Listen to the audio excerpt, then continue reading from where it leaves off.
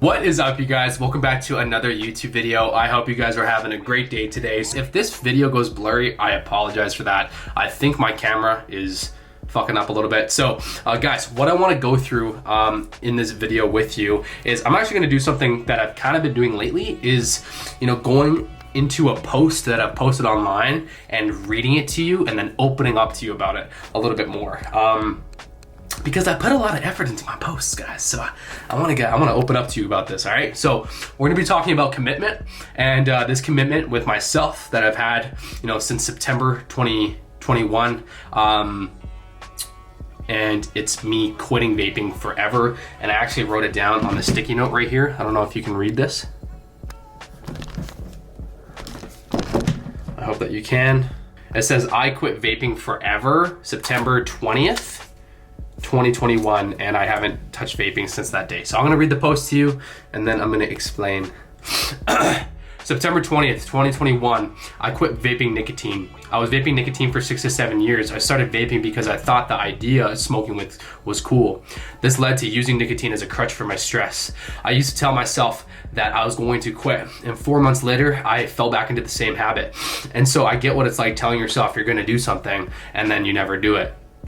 I was tired of my lungs feeling heavier than they needed to be. I was tired of the withdrawals. I was tired of the headaches. And when I was overwhelmed, I'd take a drag. Maybe you can relate.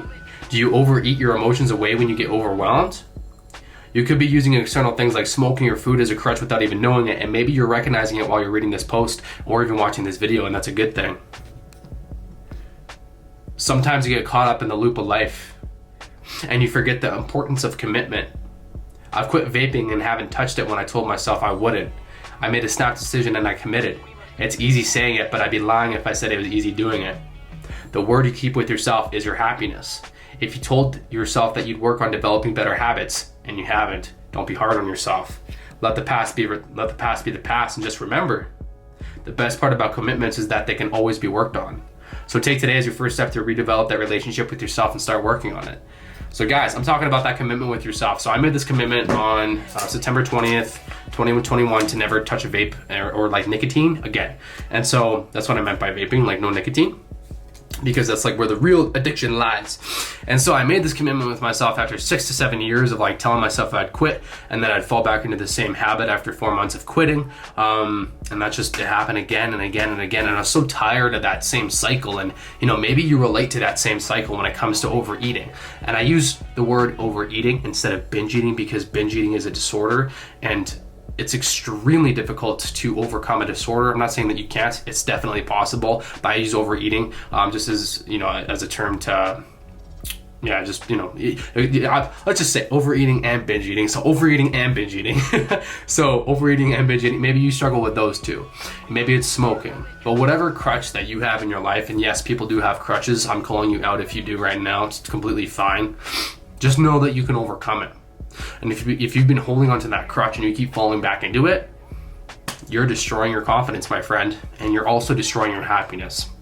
The more that you fall into that crutch, or whatever crutch that is, the more that you're going to fall back into the same emotional pattern that you have been in the last however many years whenever you fall back into that same habit, because it's comfort. It's uncomfortable breaking that habit. But when you focus on breaking that habit and becoming uncomfortable, the more that you're going to develop more confidence and develop more happiness. So that's why I broke this habit of quitting vaping and touching nicotine forever, because I didn't like the way that it made me feel, right? And I knew that it was bad and it was horrible for my health, long term. So this video is for you. Just know that you can break whatever habit that you have subconsciously programmed and wired into your brain. It is possible, literally is. And if you want to break that habit with yourself, it takes, first of all, becoming aware about it. So the first thing I want you to do is comment down below what crutch you have in your life, whether that's smoking, overeating, binge eating, whether that's whatever that is. Comment it down below, whatever your crutch is. It's okay to open up. That's the first step, okay? Now, number 2 is learning what you can do to break this habit of yours.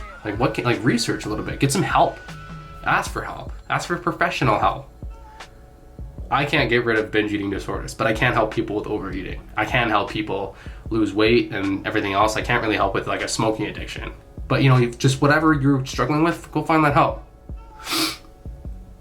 I can help people gain muscle, but you know, I can't help with some other shit that I'm not qualified for. And then, I mean, apart from that, you need to start today. Like I said, I made a snap decision. I made a commitment and I was like, that's it, I'm done. And I let go. Because if you're holding on, you're wasting fucking time. You're literally dying if you're holding on. So I'm telling you in this video that you should not be holding on, whatever the fucking habit you have right now that's dragging you down and pulling you back into the same emotional fucking circle that you've been in the last 8-10 years. You need to let go and break. Otherwise, you're not gonna grow as a person. And that's just the truth. Because we're all wired from how we were grown up, and whatever was in our youth, whether it was your parents smoking, your parents overeating, your parents force feeding you, whatever that is, whatever that, you develop all of these like preconceived habits from a young adolescent. And so growing up, that's what you tend to act upon. That's what you tend to give out. That's just what you're programmed to do. Because it's, you know, it's built into your subconscious from an early age. But if you like, your life doesn't have to be like that. Your life doesn't have to be happy. And guess what? The more that you become uncomfortable, the more that you break this crutch and these habits that you've had for the last however many years, the more that you're going to develop self-confidence. And self-confidence is uncomfortable to develop. I'm going to repeat that again. Self-confidence is uncomfortable to develop. It's not easy. The way you develop confidence is breaking your comfort zone, like breaking a habit and showing yourself that you can do something. And the more that you show yourself to do something, the more that you're going to become happy. So that's going to be it. Comment down below what your crutch is. Open up. This is your chance. All right. I'm opening up with you guys. I fucking was vaping nicotine for the last 6 to 7 years. You know what I mean? So yeah, that's mine. But apart from that, you guys, I hope you guys have an amazing rest of your day today. If you guys got value from this, make sure you give it a thumbs up, comment down below, subscribe. I'll be back tomorrow for more. If this was blurry, I apologize so hard. And other than that, have an amazing rest of your day.